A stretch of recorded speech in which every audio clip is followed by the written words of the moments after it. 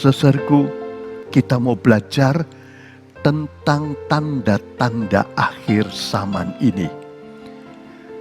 Ada tanda-tanda yang dikatakan Tuhan Yesus. Murid-murid bertanya, ajarilah kami, tunjukkanlah. Dan Tuhan Yesus mengajarinya. Sebab ini perlu. Kita lihat tanda-tanda akhir zaman ini itu ada dua macam. Ada yang umum, ada yang pasti. Ya. Ini akan kita lihat di dalam 3 Injil, Matius pasal 24, Markus dan Lukas. Diceritakan di sini ada dua macam tanda-tanda kedatangan Tuhan. Kita akan baca Matius pasal 24 ayat 8. Ini tanda-tanda umum. Sudah dekat, tapi masih belum tahu tepat. Silakan baca Matius 24 ayat 6 dan 8. Maka kamu akan mendengar tentang peperangan dan laporan-laporan peperangan.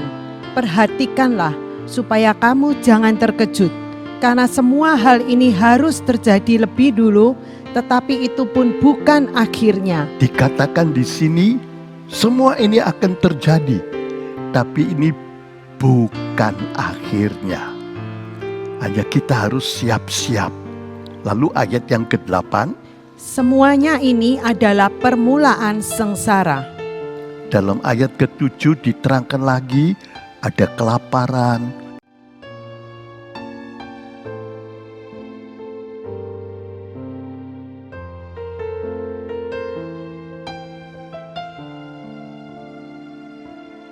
Ada malapetaka, ada wabah seperti pandemi sekarang ini.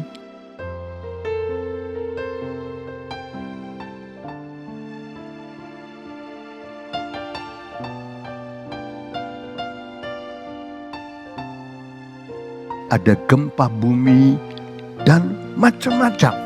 Tapi dikatakan tanda-tanda ini adalah permulaan sengsara. Masih belum. Ini tanda-tanda yang umum. Kita akan lihat ada 3 tanda-tanda yang pasti. Saudaraku, kalau tanda-tanda ini sudah kelihatan dan orang-orang tidak bisa menunggu lagi, ya.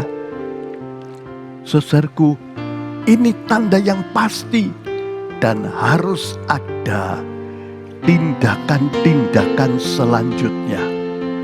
Saudaraku, saya akan tunjukkan satu skema garis besar dari semua tanda-tanda akhir zaman dan bagaimana kita harus menghadapinya. Kita lihat jadi tanda akhir zaman yang umum. Tadi sudah kita baca Matius 24, 6, 8. Sekarang ada tanda-tanda yang pasti. 3 tanda. Yaitu 1, Yerusalem dikepung. 2, Injil sampai di seluruh bumi. Dan yang ketiga, kekejian berdiri di tempat yang kudus. Kalau tanda-tanda ini kelihatan dan kita lihat ada reaksi yang dilakukan. Yang satunya langsung lari. Kalau kamu lihat tanda-tanda ini, larilah. Yang pertama, naik ke gunung. Yang kedua, yang di sotoh rumah jangan turun. Yang ketiga, yang di ladang jangan pulang.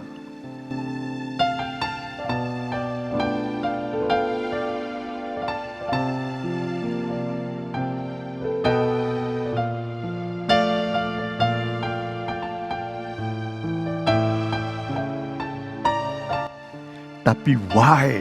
Ada satu golongan lain, satu golongan yang termasuk golongan celaka. Why? Saudaraku, dan firman Tuhan berkata, why?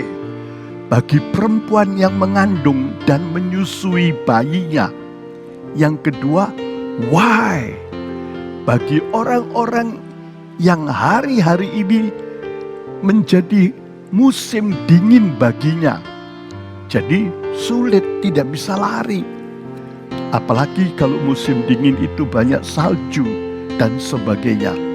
Dan yang ketiga, why, kalau pada hari itu hari Sabat baginya.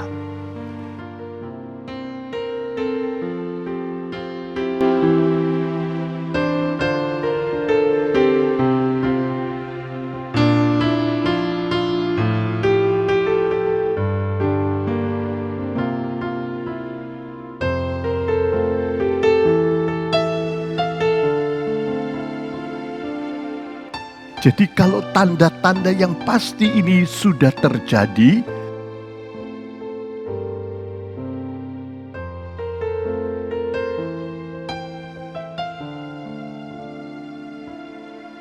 lalu ada dua golongan. Satu golongan yang bisa lari, tapi why, ada satu golongan lain, satu golongan yang termasuk golongan celaka. Why?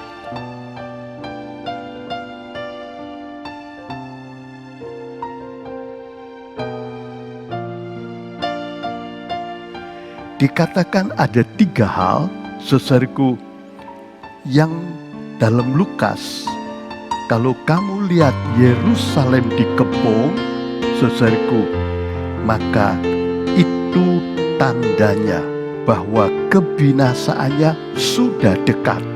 Ya. Kemudian yang kedua, dalam Matius 24 ayat 14, tadi tidak sempat dibaca, Injil kerajaan itu akan diberitakan ke seluruh dunia, menjadi suatu kesaksian bagi segala bangsa, maka barulah tiba kesudahan itu. Jadi ayat ini penting, sebab kalau ini terjadi, maka dikatakan tiba kesudahan itu. Dalam Lukas tadi dikatakan, kalau Yerusalem sudah dikepung, maka ketahuilah kebinasaannya sudah dekat. Kemudian yang ketiga, dikatakan dalam ayat 15, jikalau kamu melihat kekejian itu yang mendatangkan kehancuran berdiri di tempat kudus, seperti yang dikatakan oleh Nabi Daniel, lalu biarlah mereka yang di Yudea lari ke gunung. Saudaraku, yang di Yudea lari ke gunung, yang di atas Sotoh jangan turun, kemudian yang di ladang jangan pulang. Ini tanda-tanda yang penting yang diceritakan di dalam ketiga Injil, yaitu Matius, Markus, Lukas. Kita akan mempelajari tanda-tanda ini, saudaraku. Jadi kalau sudah kelihatan 3 tanda ini, Yerusalem dikepung, kalau Injil sampai di seluruh dunia, itu berarti selesai. Dan kalau kamu melihat kekejian itu berdiri di tempat yang kudus, dan Tuhan mengatakan, lekas, lari.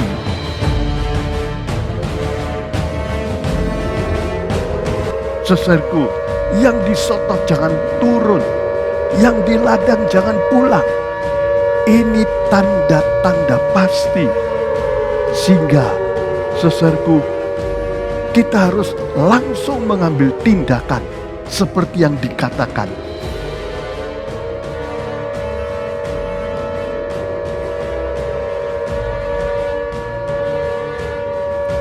Why?